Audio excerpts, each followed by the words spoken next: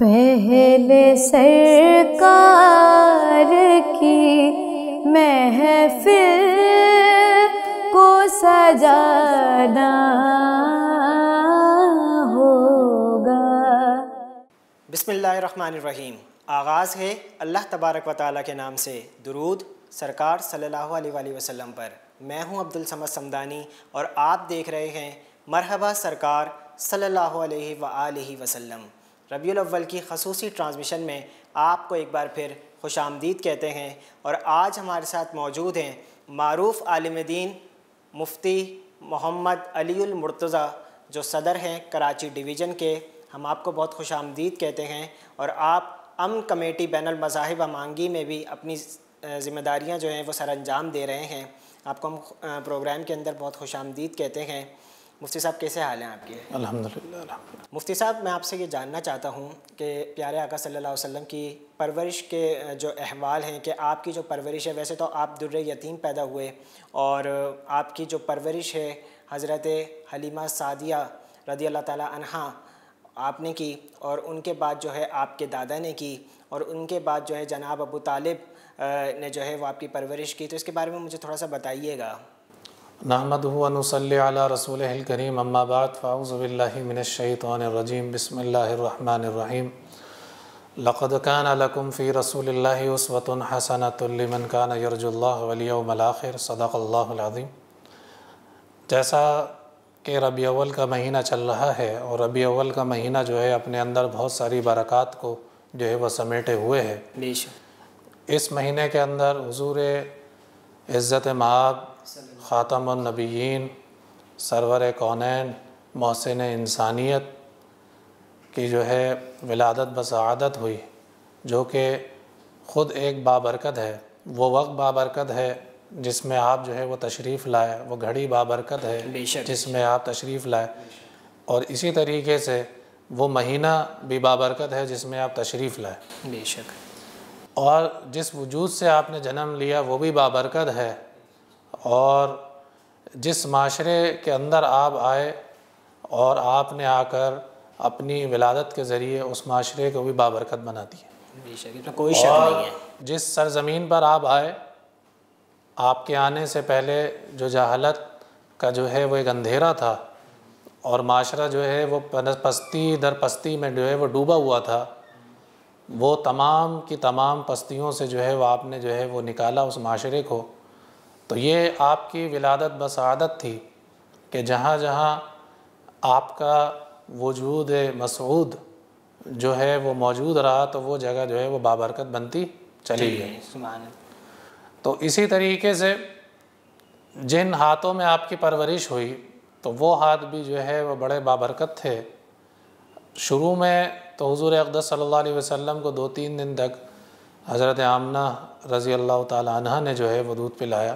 اس کے بعد جو آزاد کردہ باندی تھی حضرت صوبیہ رضی اللہ تعالی عنہ، انہوں نے دودھ پلایا۔ پھر جیسا کہ عرب کا جو دستور تھا کہ اپنے بچوں کو جو ہے دور دراز گاؤں کے اندر اور دیہاتوں کے اندر بھیج دیا کرتے تھے، تاکہ عربوں کی جو خاص عادات ہیں اور جو ان کا جو کلچر ہے اور ان کی جو مخصوص جو معاملات ہیں وہ بچوں کے اندر جو ہے وہ منتقل ہوں۔ صحیح تو صحیح۔ اسی سلسلے میں حضرت حلیمہ سعدیہ رضی اللہ تعالیٰ عنہا کے ساتھ جو ہے وہ آپ جو ہے وہ تشریف لے گئے، اور آپ صلی اللہ علیہ وسلم کو جیسے ہی انہوں نے گود میں لیا، تو ویسے ہی جو ہے وہ بہت سارے معجزات جو ہے وہ رومنا ہونا شروع ہو گئے۔ تو ایک تو آپ کا وجود جو ہے وہ جس طریقے سے بابرکت ہے، اور اسی طریقے سے آپ کا جو ذکر ہے وہ بھی بابرکت ہے، اور اسی لیے علماء نے کہا ہے کہ جہاں پر درود شریف بھی پڑھا جاتا ہے وہاں پر بھی اللہ تعالیٰ اپنی رحمتیں اور برکتیں، تو آپ کا جو ذکر بھی جو ہے جہاں جہاں لیا جائے گا تو وہاں وہاں جو ہے وہ برکات کا، سعادتوں کا۔ بے شک، اس میں کوئی شک نہیں ہے کہ جہاں پہ بھی سرکار کا ذکر کیا جاتا ہے۔ حضور اقدس صلی اللہ علیہ وسلم ایک مدت تک وہاں رہے، پھر آپ یہاں تشریف لائے، 6 سال کے تھے۔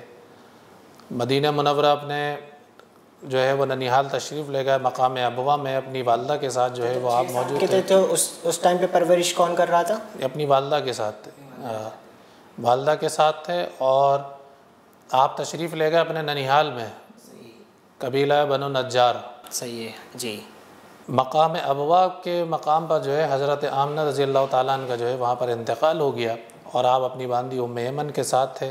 ام ایمن جو ہے وہ آپ کو لے کر آئیں، آپ کے دادا کے پاس لا کے آپ کے جو ہے وہ سپرد کیا، اور عبد المطلب نے جو ہے وہ 2 سال تک جو ہے وہ حضور اقدس صلی اللہ علیہ وسلم حضرت عبد المطلب کی جو ہے وہ پرورش میں رہے، اور 8 سال کی جب آپ کی عمر تھی تو آپ صلی اللہ علیہ وسلم کا انتقال ہو گیا، یعنی رفاقت جو رہی وہ 2 سال کی کا رہی۔ انتقال ہو گیا، اور حضرت حضور اقدس صلی اللہ علیہ وسلم 8 برس کے تھے، ابو طالب کا انتقال ہوا۔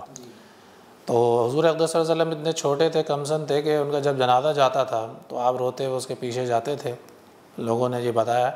پھر وہاں سے آپ کے جو چچا نے آپ کو اپنے سینے سے لگایا، اور آپ جو ہے وہ اپنے چچا کی جو ہے وہ پرورش میں چلے گئے۔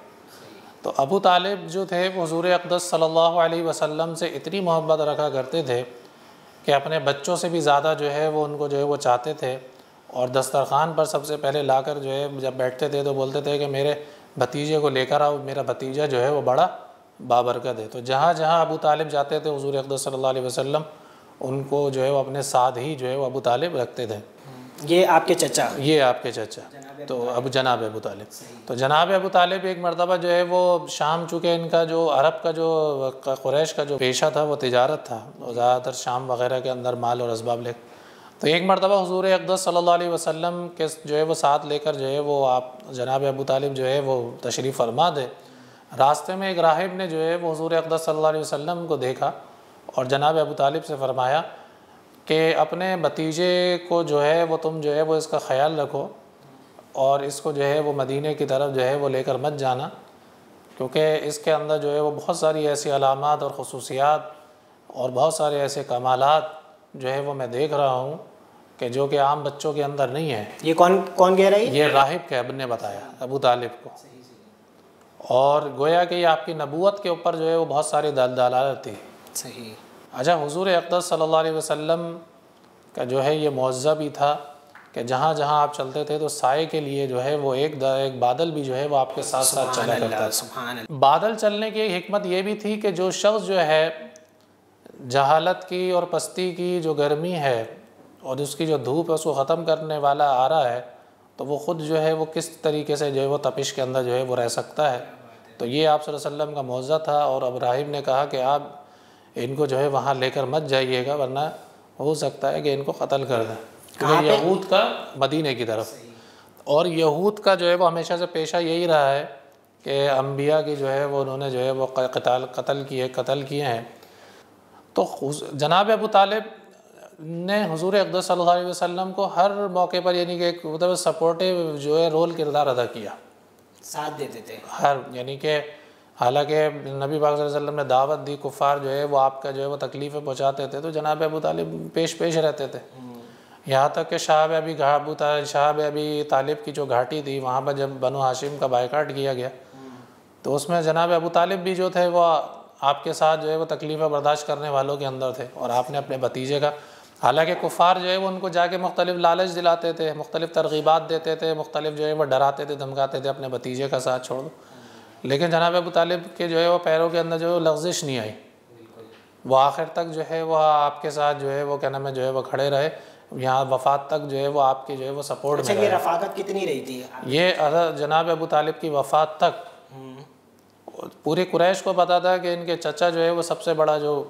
بڑے جو ہیں جو ان کے سپورٹ میں جو کھڑے ہوئے ہیں، سب سے بڑا معاون ہے، سب سے زیادہ جو حمایتی ہیں وہ جناب ابو طالب ہے۔ بہت شکریہ مفتی صاحب آپ کے نکاح کے حوالے سے جو میرا نکاح سب سے پہلے حضرت خدیجہ رضی اللہ تعالیٰ عنہ نے جو ہے وہ کیا۔ حضور اقدس صلی اللہ علیہ وسلم کی جب امانت، دیانت، آپ کے کردار، اپنے اخلاق کے بارے میں جو ہے حضرت خدیجہ رضی اللہ تعالیٰ عنہ جو کہ ایک بیوہ عورت تھیں اور مالدار عورت تھیں، جی، اور معاشرے کے اندر جو ہے وہ آپ ایک طاہرہ کے نام سے مشہور تھیں، یعنی کہ آپ کا ایک جو ہے وہ لقب تھا کہ ایک پاک باز عورت، ایک طیبہ اور طاہرہ کے لقب سے جو ہے یہ مشہور تھی، اور معزز گھرانے سے جو ہے وہ تعلق رکھتی تھیں، اور معاشرے کے اندر جو ہے وہ عزت کی نگاہ سے جو ہے وہ ان کو دیکھا جاتا تھا حضرت۔ تو یہ معاشرے تجارت بھی کرتی تھی، ان کی زوجہ ہے آپ کی، ابھی آپ سے نکاح نہیں ہوا لیکن معاشرے کے اندر ان کا کردار ہی ہے۔ لازمی سی بات ہے سرور کونین کے جو ہے وہ عقد میں جس کو آنا ہے، خاتم النبیین کے جس کے آنا ہے، سردار جو دو جہاں کے عقد میں جس میں آنا ہے، تو اس کا کردار بھی تو ویسا ہونا چاہیے معاشرے کے اندر۔ تو جیسے حضور حدیث میں آتا ہے نا کہ حضور کو جو ہے وہ چنا گیا، پھر حضور کے لیے اس خاندان میں سے بہترین خاندانوں کو، پھر سرداروں میں ساتھیوں میں سے بہترین ساتھیوں کو، صحابہ کو جو ہے وہ چنا گیا، پھر آپ کا جو گھرانہ وہ بہترین گھرانہ۔ آپ نے کتنے نکاح فرمائے تھے؟ آپ نے تقریباً 11، بعض روایتوں میں 11 آتے ہیں، بعض روایتوں میں بننا ہوتا ہے۔ اچھا یہ بھی ایک ڈسکشن والا معاملہ ہے۔ ہم اس طرف آتے ہیں حضرت ختیجہ۔ حضرت ختیجہ چونکہ تجارت کیا کرتی تھیں، آج کی عورتوں کے لیے رول ماڈل ہے کہ دیکھیں کیسا جو ہے وہ آج کل تو جو ہے نا کوئی عورتوں کے کوئی بھی کام کرنے کو جو ہے اس کو ضروری یہ سمجھا جاتا ہے کہ جب تک وہ کھلے عام نہیں کریں گی یا فحاشی نہیں کریں گی اب تک کر نہیں سکتی، حالانکہ حضرت ختیجہ کا جو کردار ہے وہ رول ماڈل ہے خواتین کے لیے۔ میں جب ساتھ ساتھ دیکھیں نا تو کاؤنسلنگ بھی ہو رہی ہے، کاؤنسلنگ بھی ہو رہی ہے، اس سے بتایا بھی جا رہا ہے ساتھ ساتھ کہ اس طریقے سے ساری چیزیں کریں۔ تو حضرت ختیجہ کو پتہ چلا نبی صلی اللہ علیہ وسلم کی امانت و عنایت کے ہاتھ، انہوں نے کہا کہ بھئی آپ میرا بھی مال تجارت، آپ شام جاتے ہیں تو میرا مال تجارت لے جائیں، اور اپنے ایک جو غلام تھا میسرہ اس کے ساتھ کر دیا۔ بہت شکریہ مفتی صاحب، یہ بہت پیاری گفتگو چل رہی ہے، اور وہ گفتگو ہے کہ سرکار نے جن سے نکاح فرمایا کہ وہ بھی جو ہے نا وہ ایک آج کی خواتین کے لیے رول ماڈل ہیں تجارت کے اندر، اگر آپ دیکھیں اور بہت ساری چیزوں کے اندر۔ اسی سلسلے کو ہم کنٹینیو بھی رکھیں گے آگے۔ میں آپ کا بہت شکریہ ادا کرتا ہوں مفتی صاحب۔ دیکھتے رہیے مرحبا سرکار صلی اللہ علیہ وآلہ وسلم ربیع الاول کی خصوصی نشریات۔ جب تک کے لیے اجازت دیجیے، السلام علیکم ورحمۃ اللہ وبرکاتہ۔